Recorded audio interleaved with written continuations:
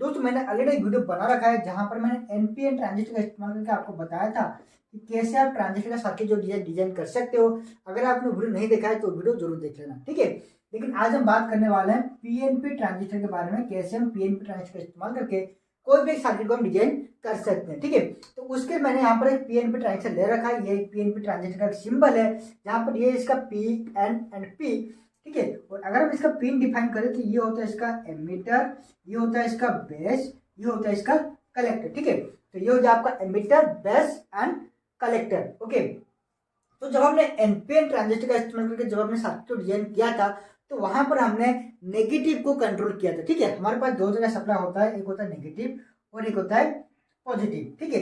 तो जो एनपीएन है वहां पर हम नेगेटिव को कंट्रोल करते हैं, लेकिन अगर हम बात करें पीएनपी की तो यहाँ पर हमें पॉजिटिव को कंट्रोल करना होता है। लेकिन आप उल्टा भी कर सकते हो, कोई प्रॉब्लम नहीं है। देखिए एनपीएन पे जो कि बीच में क्या है, जो कि बेस वाला क्या है, पी है, और पीएनपी की अगर हम बात करें तो यहाँ पर बेस पे कौन है, एन है, ठीक है। तो इससे हमें क्या पता चलता है कि अगर हमें एनपीएन ट्रांजिस्टर को एक्टिवेट करवाना होगा तो वहां पर हमें बेस पर पॉजिटिव सप्लाई देना होगा, ठीक है। और अगर हम बात करें पीएनपी ट्रांजिस्टर की तो अगर इसको हमें एक्टिवेट करना होगा तो इसके बेस पर हमें नेगेटिव सप्लाई को देना होता है। घर पर जो स्विच बोर्ड का इस्तेमाल करते हैं तो वहां पर जब हम स्विच को ऑन करते हैं तभी जाके हमारे जो सर्किट है वो यहाँ पर ऑन होता है, यानी कि पंखा हो, लाइट हो, एसी हो, टीवी हो, चालू होते हैं, ठीक है। कि हमें प्रेशर वहां पर एक फोर्स में अप्लाई करते हैं स्विच पर, ठीक है। या फिर हम ट्रांजिस्टर को ऑन करना होगा तो उसके लिए उसके बेस पर हमें एक फोर्स यहाँ पर अप्लाई करना होगा। उसके बेस पर हमें यहाँ पर एक इलेक्ट्रिकल फोर्स हमें अप्लाई करना होगा, तभी जाके जो ट्रांजिस्टर ये आपका ऑन होता है। वो चाहे एनपीएन हो, वो चाहे पीएनपी हो, सबके बेस में हमें सप्लाई देना होगा, तभी जाके आपका जो ट्रांजिस्टर ये आपका ऑन हो जाएगा।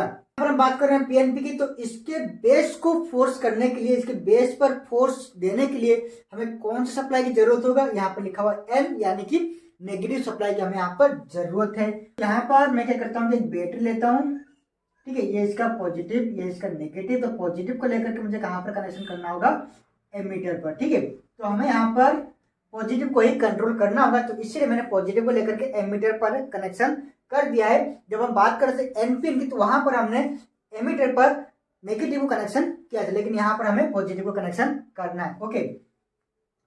और जो नेगेटिव है इसको लेकर हमें कहाँ पर कनेक्शन करना होगा, अपने लोड के साथ साथ हमें इसको यहाँ पर कनेक्शन करना होगा, ठीक है। तो मान लीजिए मैं यहाँ पर एक लोड ले रहा हूँ, एक रेजिस्टिव लोड ले रहा हूँ, ओके। और इसको मैं कनेक्शन करता हूँ नेगेटिव पर, और ये आके कनेक्शन हो गया कहाँ पर, कलेक्टर पर, ठीक है। तो अभी देखिए पॉजिटिव जो है वो कहाँ तक आ रहा है, वो आ रहा है यहाँ तक, ठीक है। ये जो एमीटर टर्मिनल है यहाँ तक पॉजिटिव आ रहा है, लेकिन इसके बाद आगे नहीं जा रहा है। अगर ये आगे यहाँ पर आएगा तभी जाके हमारा जो लोड है यहाँ पर एक्टिवेट होगा। आपका लोड चाहे किसी तरह का हो, मोटर हो, एलईडी हो, रिले हो, स्पीकर हो, कुछ भी हो, ओके। तो जब तक यहाँ पर फुल सर्किट यहाँ पर क्लोज नहीं होगा तब तक हमारा जो लोड है एक्टिवेट नहीं होगा। जैसे कि यहाँ पर हमने एक एग्जांपल ले रखा है, ये मैंने एक पॉजिटिव सप्लाई दिया है, एक नेगेटिव सप्लाई दिया है, ओके। तो नेगेटिव जा रहा है कहाँ पर, लोड पर जा रहा है, ठीक है। नेगेटिव पूरा लोड तक जा चुका है, नेगेटिव यहाँ तक अभी आ चुका है, लेकिन जब तक यहाँ पर पॉजिटिव नहीं जाएगा तब तक हमारा जो लोड है एक्टिवेट नहीं होगा। वो कौन यहाँ पर कंट्रोल कर रहा है, ये जो स्विच हमने लगाया हुआ है ये स्विच यहाँ पर कंट्रोल कर रहा है। जैसे कि हमने ट्रांजिस्टर इस्तेमाल कर रखा है तो उसी तरह ये स्विच भी यहाँ पर एक ट्रांजिस्टर है काम कर रहा है, यानी कि जो ट्रांजिस्टर है ये आपका एक स्विच की तरह यहाँ पर काम कर रहा है। जब हम बेस पर सप्लाई देंगे तभी जाके ट्रांजिस्टर यहाँ पर ऑन होगा। उसी तरह जब हम ये जो स्विच है जब हम इसके ऊपर एक फोर्स अप्लाई करेंगे ये क्या होगा, यहाँ पर ऑन हो जाएगा। और जैसे यहाँ पर कनेक्ट होता है कहाँ पर, यहाँ पर, तब क्या होता है कि पॉजिटिव आ जाता है यहाँ पर और यहाँ पर नेगेटिव आ चुका है, तो अभी लोड यहाँ पर अभी एक्टिवेट हो जाएगा, ठीक है। तो उसी तरह हमारा यहाँ पर क्या हो रहा है, देखिए पॉजिटिव आके यहाँ पर रुका हुआ है और नेगेटिव जो है पूरा लोड तक जा चुका है, लेकिन हमें पॉजिटिव को भेजना है लोड तक। तो उसके बीच में कौन आ गया यहाँ पर, ट्रांजिस्टर। ट्रांजिस्टर पर ऐसा फोर्स डालना होगा ये जो ट्रांजिस्टर ये आपका सेफली एक्टिवेट यहाँ पर हो जाए और ऑन हो जाए, और जो पॉजिटिव सप्लाई है इसको ये फ्लो करवा दे कहाँ पर, लोड तक, ओके। तो उसके लिए हमें यहाँ पर एक इलेक्ट्रिकल सप्लाई देना होगा। लेकिन इलेक्ट्रिकल सप्लाई यहाँ पर अगर हम यूज कर रहे हैं 9 वोल्ट बैटरी अगर हम यहाँ पर यूज कर रहे हो, चाहे 5 वोल्ट हो, 3.7 वोल्ट हो, या फिर 3.3 वोल्ट हो, 12 वोल्ट हो, कोई भी अगर हम सप्लाई यहाँ पर इस्तेमाल कर रहे हैं तो वो जो सप्लाई हमें कहाँ पर देना होगा, बेस पर। लेकिन बेस पर हमें यहाँ पर कितना वोल्टेज देना चाहिए, क्योंकि हमें पता है जो कि ट्रांजिस्टर होता है आपका बना हुआ होता है सेमीकंडक्टर से, और सेमीकंडक्टर का जो कि पोटेंशियल वेरिएंट वोल्टेज होता है वो कितना होता है आपका 0.6 से लेकर के 0.8 वोल्ट अंदर होता है, ठीक है। अगर हम बात करें यहाँ पर एक डायोड की तो डायोड कब यहाँ पर करंट कंडक्शन करेगा, जब तक इसके एक्रोस पर आपका 0.6 से लेकर के 0.8 वोल्ट जब तक नहीं होता है, और जब तक ये आपका एक फॉरवर्ड कंडीशन में नहीं आता है तब तक आपका जो डायोड है आपका कंडक्शन नहीं करेगा। ठीक है, तो उसके लिए हमें यहाँ पर कितना वोल्टेज देना होगा, 0.6 से लेकर के 0.8 के अंदर, जो कि हम कहलाता है बेस टू एमीटर वोल्टेज। ठीक है, वो होता है आपका बेस टू एमीटर वोल्टेज, जिसे हम लिखते हैं VBE। ये कितना होता है आपका 0.6 से लेकर के 0.8 के अंदर, हम इसका बीच का पकड़ लेते हैं 0.7 वोल्ट। ठीक है, तो हमें यहाँ पर कितना देना होगा, बेस टू एमीटर पर कितना वोल्टेज हमें देना होगा यहाँ पर 0.7 वोल्ट, तभी जाके आपका जो ट्रांजिस्टर यहाँ पर एक्टिवेट होगा। ठीक है, तो उससे पहले हमें क्या करना होगा, यहाँ पर प्रोटेक्शन के लिए एक रेजिस्टेंस यहाँ पर लगा देना है। तो मैं क्या करता हूँ कि बेस पर एक रेजिस्टर यहाँ पर लगा देता हूँ। ओके, तो हमें इसको एक्टिवेट करने के लिए कौन सा सप्लाई देना होगा, यहाँ पर लिखा हुआ है N, यानी कि आपका PNP ट्रांजिस्टर है, तो इसको एक्टिवेट करने के लिए हमें यहाँ पर नेगेटिव सप्लाई देना होगा। तो नेगेटिव हमारे पास कहाँ पर है, हमारे पास नेगेटिव ये रहा। ओके, तो हम क्या करते हैं कि एक नेगेटिव यहाँ से हम कॉमन करके ले लेते हैं और यहाँ पर हम डाल देते हैं। यहाँ पर आप अलग से बैटरी इस्तेमाल कर सकते हो, जैसे मैंने आपको NPN ट्रांजिस्टर पर बताया था। ठीक है, अगर आपने वो वीडियो देखा हुआ तो ये जो सर्किट है आपको समझने में आसानी होगा। ठीक है, तो देखिए यहाँ पर मैंने नेगेटिव दे दिया है और यहाँ पर मैंने RB यूज कर दिया, जिसका नाम हम रख देते हैं RB। ये हो गया आपका RL, यानी कि लोड रेजिस्टर।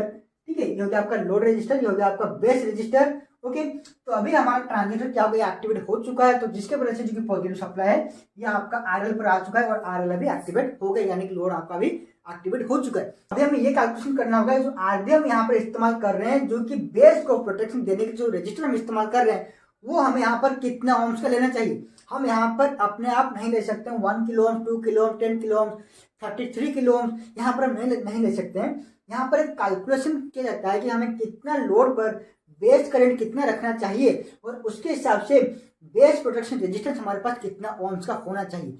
दोस्तों, मैंने आपके लिए कंप्लीट इलेक्ट्रॉनिक्स कोर्स लेकर आया हूँ, जहाँ पर आपको इलेक्ट्रॉनिक्स के रिलेटेड एनालॉग, डिजिटल, ठीक है, और आर्डिनो, माइक्रो कंट्रोलर, रास्पबेरी पाई, उन सब के ऊपर आपको कोर्स जो मिल जाएगा। तो अगर हम बात करें यहाँ पर इलेक्ट्रॉनिक्स कोर्स की, जहाँ पर आपको क्या क्या मिलता है देखते हैं। Complete electronics self teaching guide, transistor circuit designing, testing electronics component, जहां पर आप सीख सकते हो कि कैसे हम ट्रांजिस्टर, IC, रजिस्टर, कुछ भी होगी इलेक्ट्रॉनिक्स कंपोनेंट कैसे उन सबको टेस्ट कर सकते हैं इजीली। ठीक है, ट्रबल शूटिंग एंड टेस्टिंग, कैसे हम एक सर्किट का जो कि क्या ट्रबल है उसके अंदर कैसे उसको फाइंड आउट कर सकते हैं और कैसे हम उसको टेस्ट कर सकते हैं। और तो how to diagnose and fix any electronic circuit, कैसे हम उसका फॉल्ट डिटेक्ट कर सकते हैं और उसको हम फिक्स कर सकते हैं, चाहे कोई भी इलेक्ट्रॉनिक सर्किट हो। C प्रोग्रामिंग पर आर्डिनो, अगर हम बात करें माइक्रो कंट्रोलर की, तो उसके अंदर हमें कैसे प्रोग्रामिंग लिखना होगा, प्रोग्रामिंग हमें कैसे लिखना चाहिए, वो सब हम यहाँ पर आपको सीख सकते हो, जो कि है C प्रोग्रामिंग पर आर्डिनो। ठीक है, बिगिनिंग रोबोटिक्स, ठीक है, रोबोटिक्स का बिगिनिंग कोर्स भी छोटा सा यहाँ पर दिया गया है। द इंटरनेट ऑफ थिंग्स, जो कि हम कहते हैं IoT के ऊपर यहाँ पर आपको कोर्स मिल जाएगा। ठीक है, जिसे हम कहते हैं the internet of things. Automotive electronics guide, जो कि आपका व्हीकल वगैरह हो गया, तो उन सबका इलेक्ट्रॉनिक्स का डायग्राम वगैरह, इलेक्ट्रॉनिक्स का वर्किंग, तो उसके अंदर आपको सीखने को मिल जाएगा। लास्ट में क्या होता है, इलेक्ट्रॉनिक्स फॉर किड्स, अगर आपके घर में बच्चे हैं तो उनको सीखने के लिए भी यहाँ पर इलेक्ट्रॉनिक्स फॉर किड्स दिया गया, जो कि आप भी आसानी से सीख सकते हो। ठीक है, उसके बाद क्या आता है आपका सेकंड में इलेक्ट्रॉनिक्स प्रोजेक्ट। ठीक है, ये तो हमारा इलेक्ट्रॉनिक्स का कोर्स चला गया। तो उसके बाद प्रैक्टिकल करने के लिए हमें कुछ इलेक्ट्रॉनिक सर्किट भी चाहिए, जहां पर आपको ट्रांजिस्टर, IC को मिला करके, ठीक है, मैंने कुछ सर्किट यहाँ पर डेवलप किया है, जहां पर आपको मिलता है 2900 प्लस। अभी तक सर्किट वहां पर ऐड हो चुका है और आगे और भी सर्किट डायग्राम यहाँ पर ऐड होगा, जहां पर आपको सर्किट डायग्राम, उसका वर्किंग, वो कैसे काम कर रहा है, कौन सा कंपोनेंट कहाँ पर लगाना है, किस लिए हम लगा रहे हैं, डिटेल्स में सब कुछ यहाँ पर बताया गया है। ठीक है, जहां पर आपको IC रिलेटेड, ट्रांजिस्टर रिलेटेड बहुत से इलेक्ट्रॉनिक सर्किट आपको यहाँ पर बनाने को मिल जाता है। ठीक है, और उसके बाद क्या आता है आपका आर्डिनो प्रोजेक्ट, क्योंकि यहाँ पर हमने सीखा है कि कैसे हम आर्डिनो को प्रोग्रामिंग कर सकते हैं। उसके बाद हम आर्डिनो का प्रोजेक्ट भी बनाएंगे। बात कर तीसरे नंबर की, हमने तो C प्रोग्रामिंग सीख लिया है, कैसे हम आर्डिनो प्रोग्रामिंग कर सकते हैं। तो उसके साथ साथ हमने यहाँ पर कुछ आर्डिनो का कुछ प्रोजेक्ट यहाँ पर हमने ऐड किया है, जहाँ पर आपको 200 प्लस आपको प्रोजेक्ट मिलता है आर्डिनो के ऊपर, जहाँ पर आपको क्या क्या मिलता है, होम ऑटोमेशन मिलता है, रोबोटिक्स मिलता है, और डे टू डे लाइफ में जो यूज होता है माइक्रो कंट्रोलर के ऊपर, तो वो भी सर्किट आपको यहाँ पर मिल जाता है with coding, with circuit diagram, with all details, यहाँ पर आपको सब कुछ मिल जाता है। और ये सब जो कि पूरा course, electronics course, electronics project और आर्डिनो प्रोजेक्ट, आपको तीनों के तीनों मिलाकर कितना पड़ता है आपको, सिर्फ और सिर्फ 99 रुपीज में आपको ये सब कुछ मिल जाएगा, जिसका लिंक मैं आपको डिस्क्रिप्शन बॉक्स में डाल दूंगा, आप वहां पर जाकर के परचेज कर सकते हो। और दोस्तों यहाँ पर सिर्फ इतना ही नहीं, यहाँ पर डे टू डे और भी बहुत कुछ यहाँ पर ऐड होने वाला है, जो कि मैं आगे और कुछ यहाँ पर ऐड करने वाला हूँ। तो अगर आप इंटरेस्टेड हो और खरीदना चाहते हो तो नीचे डिस्क्रिप्शन बॉक्स में आपको लिंक मिल जाएगा, आप वहां से जाकर के परचेज कर सकते हो सिर्फ और सिर्फ 99 रुपीज, जो कि कुछ भी नहीं है। आप अगर एक रिचार्ज भी करते हो या फिर अगर आप एक बर्गर खा देते हो या फिर एक पिज्जा खा देते हो तो 99 रुपीज खत्म हो जाता है। लेकिन अगर आप एक कोच खरीद लेते हो तो आपको बहुत ही हेल्पफुल हो जाएगा। तो अभी हम अपने टॉपिक पर आते हैं कि हमें यहाँ पर जो आरबी लिखा हुआ है इसको हम यहाँ पर कैसे कैलकुलेशन कर सकते हैं। तो देखिए आरबी यानी कि बेस रजिस्टर का कैलकुलेशन करने के लिए हमारे पास फॉर्मूला क्या होता है, VCC या फिर VS यानी कि सप्लाई वोल्टेज। तो VCC कौन सा है आपका, ये वाला है VCC, और इसे हम कहते हैं VCE भी कहते हैं। लेकिन VCC क्या है, VCE क्या है, VBB क्या है, VBE क्या है, और भी बहुत सारे जो कि नेमिंग है, तो इन सब को हम क्यों अलग अलग लिखते हैं, तो इसके ऊपर मैंने ऑलरेडी एक वीडियो बना रखा है, जो कि अगर आप चाहो तो देख सकते हो। लेकिन यहाँ पर हम लिख रहे हैं VCC जो कि कलेक्टर वोल्टेज, ठीक है। या फिर यहाँ पर आप लिख सकते हो VS यानी कि सप्लाई वोल्टेज, लेकिन यहाँ पर हम लिखेंगे VCC, ठीक है। तो VCC हमारे पास कितना है 9 volt, VCC minus VBB divided by IB, okay. तो यहाँ पर अगर हम बात कर रहे हैं आरबी की यानी कि बेस रजिस्टर की, तो इसको कैलकुलेशन करने के लिए हमारे पास फॉर्मूला होता है VCC माइनस VBB, सॉरी ये होता है आपका VBE। कैलकुलेशन करने के लिए आपके पास एक फॉर्मूला होता है VCC minus VBE divided by IB। तो VCC हो गया आपका सप्लाई वोल्टेज, VBE क्या होता है आपका बेस टू एमिटर, जो इसका पोटेंशियल डिफरेंस रहता है, ठीक है, जो कि पोटेंशियल बैरियर का जो कि वोल्टेज रहता है वो होता है आपका VBE, जो क्या होता है आपका 0.6 से लेकर के 0.7 वोल्ट के अंदर हमें यहाँ पर देना होता है, ठीक है। और IB क्या होता है, ये जो बेस वाला टर्मिनल है, तो यहाँ पर कितना करंट फ्लो होना चाहिए हमारे लोड को एक्टिवेट करने के लिए, ठीक है। यहाँ पर जितना ज्यादा करंट होगा लोड पर उतना ही ज्यादा करंट होगा। बेस पर अगर हम करंट को डिक्रीज करते हैं तो कलेक्टर करंट यहाँ पर डिक्रीज होगा, ठीक है। हम लिख सकते हैं IB is directly proportional to IC, यानी कि अगर हम बेस करंट को अगर हम इंक्रीज करते हैं तो यहाँ पर हमारा कलेक्टर करंट भी इंक्रीज होगा, और अगर हम बेस करंट को यहाँ पर डिक्रीज करते हैं तो हमारा जो कलेक्टर करंट है ये भी यहाँ पर डिक्रीज होगा। यानी कि कलेक्टर करंट डिपेंड करता है आपका बेस करंट के ऊपर। इसी का हमें पता है VCC कितना है आपका, हमने सप्लाई वोल्टेज यहाँ पर कितना दे रखा है 9 वोल्ट, ठीक है। VCC हमारे पास है 9 वोल्ट माइनस VBE कितना है VB एंड E, तो इसके बीच में हमें वोल्टेज कितना रखना चाहिए 0.7 वोल्ट या फिर 0.6 वोल्ट 0.8 वोल्ट, लेकिन मैं यहाँ पर 0.7 वोल्ट ले लेता हूँ बीच का, ठीक है। तो VB कितना हो गया आपका 0.7 वोल्ट डिवाइडेड बाय, अभी हमें चाहिए IB कितना, ठीक है। अभी हमें चाहिए IB यहाँ पर कितना बेस करंट हमें यहाँ पर कितना लेना होगा, तो उसके लिए भी हमें एक और एक कैलकुलेशन करना होगा, जिससे हम क्या लिखते हैं, तो यहाँ पर IB निकालने के लिए एक फॉर्मूला क्या होता है, IB is equal to IC divided by 10, ठीक है।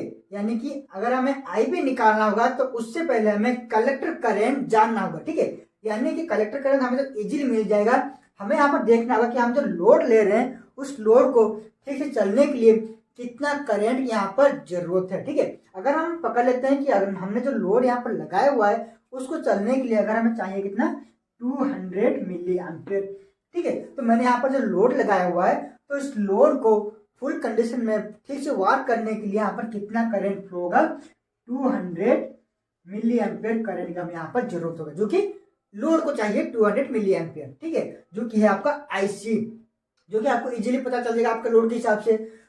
तो जितना करंट होगा डिवाइडेड बाय 10, ठीक है। तो यहाँ पर करंट कितना है 200 डिवाइडेड बाय 10, ठीक है, ये आपका होता है मिली एम्पियर में डिवाइडेड बाय 10।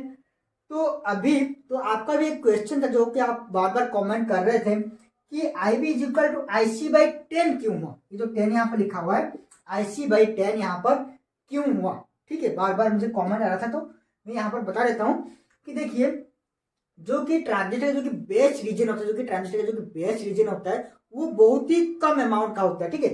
वो चाहे NPN हो या फिर PNP हो, तो वहां पर जो कि बेस रीजन होता है वो बहुत ही कम होता है, इसीलिए वहां पर जो नंबर ऑफ फ्री चार्ज होते हैं, जो कि फ्री इलेक्ट्रॉन होता है या फिर होल होता है वो बहुत ही कम अमाउंट का होता है, वो चाहे फ्री चार्ज जो होता है वो बहुत ही कम अमाउंट का होता है। और अगर हम बात करें यहाँ पर कलेक्टर की, तो वहां पर जो रीजन होता है वो बहुत ही बड़ा होता है, तो उसके हिसाब से वहां पर जो फ्री चार्ज होगा वो काफी ज्यादा होगा। इसका मतलब बेस के मुकाबले कलेक्टर पर 10 टाइम्स ज्यादा आपको फ्री चार्ज देखने को मिलता है, या फिर ये भी कह सकते हो कि कलेक्टर के मुकाबले बेस पर 10 टाइम्स लेस देन आपको फ्री चार्ज देखने को मिलता है। तो इसीलिए हम क्या करते हैं कि IC डिवाइडेड बाय 10 यहाँ पर हम कैलकुलेशन पर लेते हैं, क्योंकि हमें बेस पर बहुत ही कम करंट यहाँ पर देना होता है, तभी जाके आपका जो कि कलेक्टर है वहां पर आपको ज्यादा करंट मिल सकता है। लेकिन अगर हम यहाँ पर बेस पर अगर हम ज्यादा करंट दे देंगे तो आपका ट्रांजिस्टर जो है जल सकता है, क्योंकि इसका भी एक लिमिट होता है। हर एक ट्रांजिस्टर का एक लिमिट होता है जो कि आपको उसके डाटा शीट में मिल जाएगा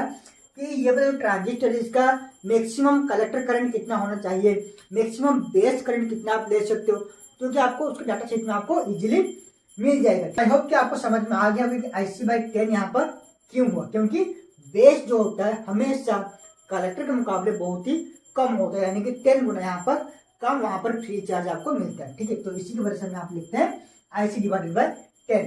ओके, अगर हम यहाँ पर IB कैलकुलेट करें तो हमें IB यहाँ पर कितना मिलता है, 200 डिवाइडेड बाय 10, तो यहाँ 20 मिली एम्पियर। अगर हम इसको एम्पियर में कन्वर्ट करें तो ये आपका हो जाएगा कितना, 0.02 एम्पियर आपका करंट यहाँ पर फ्लो होगा बेस पर। अगर आप बेस पर 0.02 एम्पियर अगर आप करंट यहाँ पर फ्लो करवाते हो तो आपका कलेक्टर पर कितना करंट फ्लो होगा, 200 मिली एम्पियर आपका करंट जो है फ्लो हो सकता है। ठीक है, तो हमें यहाँ पर अभी मिल चुका है, IB मिल चुका है, तो IB को हम यहाँ पर पुट करते हैं, कितना हमें मिला यहाँ पर 0.02 एम्पियर, 0.02 एम्पियर हमें यहाँ पर IB मिल चुका है। ओके, तो अभी हम देखते हैं हमें यहाँ पर बेस रेजिस्टेंस कितना हमें यहाँ पर लेना होगा। तो अगर हम इसको यहाँ पर कैलकुलेट करें तो ये आपका होता है 9 - 0.7 डिवाइडेड बाय 0.02, जो क्या का रेजिस्टेंस कितना निकलता है, आर भी यहाँ पर आपको निकलता है कितना, 415 ओम। ठीक है, कितना निकला, 415 ओम यहाँ पर आपको रेजिस्टेंस निकल चुका है, जो कि इसका मैक्सिमम वैल्यू होता है। अगर आप इससे ज्यादा लोगे तो आपका जो कलेक्टर करंट है यहाँ पर डिक्रीज हो जाएगा, लेकिन अगर आप इससे कम का लोगे तो कलेक्टर करंट जो है थोड़ा बढ़ भी सकता है। लेकिन ये जो रेजिस्टेंस है आपका मैक्सिमम होता है। लेकिन अगर आपके पास 450 ओम्स का नहीं है तो इससे आप 10% ज्यादा कभी ले सकते हो। ठीक है, अगर आप चाहो तो इससे आप 10% प्लस और माइनस आप इसका 10% रख सकते हो, जो कि इसका 10% आप ऊपर ले सकते हो या फिर 10% आप नीचे का भी ले सकते हो। लेकिन अगर आपको जो भी रेजिस्टेंस आपको निकलता है अगर आप वही लेते हो तो आपका सर्किट जो है पर्टिकुलर उसी रेंज पर आपका काम करेगा, यानी कि जो करंट आपको चाहिए तो वही करंट आपको यहाँ पर पर्टिकुलर वही करंट आपको यहाँ पर मिल सकता है। ठीक है, तो देख लिया आपने कि यहाँ पर हमें कितना ओम्स का रेजिस्टेंस लगाना होगा। ठीक है, तो दोस्तों उसके साथ साथ यहाँ पर हम और एक भी रेजिस्टेंस लगाते हैं। अगर हम बात करें PNP की तो यहाँ पर हमें लगाना होगा एक पुल अप रजिस्टर। अगर हम बात करें NPN की तो वहां पर हमें लगाना होगा पुल डाउन रजिस्टर। ठीक है, तो देखिए ये जो पुल अप रजिस्टर है, ठीक है, ये कौन सा रजिस्टर है, पुल अप रजिस्टर है। इसको हमें कहाँ पर लगाना होगा, बेस से लेकर के, बेस से हमें एक रजिस्टर को लेकर के जो कि सर्किट का पॉजिटिव सप्लाई होता है वहां पर हमें यहाँ पर लगाना होगा। तो देखिए ये कौन सा आपका रजिस्टर हो गया, पुल अप रजिस्टर। ठीक है, पुल अप रजिस्टर। सोच रहे हैं कि PNP ट्रांजिस्टर को एक्टिवेट करने के लिए हमें नेगेटिव सप्लाई की जरूरत है, और यहाँ पर हम नेगेटिव दे भी रहे हैं, तो उसके साथ साथ हमने यहाँ पर एक एक्स्ट्रा रेजिस्टेंस क्यों लगाया हुआ है, जो कि पॉजिटिव से लेकर के बेस पर हमने यहाँ पर कनेक्शन किया है। तो इसको हम कहते हैं, तो इसको तो हम कहते हैं बेस रजिस्टर, लेकिन इसको हम क्या कहते हैं, पुल अप रजिस्टर। अगर ये यहाँ पर पॉजिटिव से होते हुए बेस पर जाता है तो इसको हम कहते हैं पुल अप रजिस्टर। अगर ये नेगेटिव से होते हुए बेस पर आता है जो कि NPN ट्रांजिस्टर में यूज किया जाता है तो उसको हम क्या कहते हैं, पुल डाउन रजिस्टर।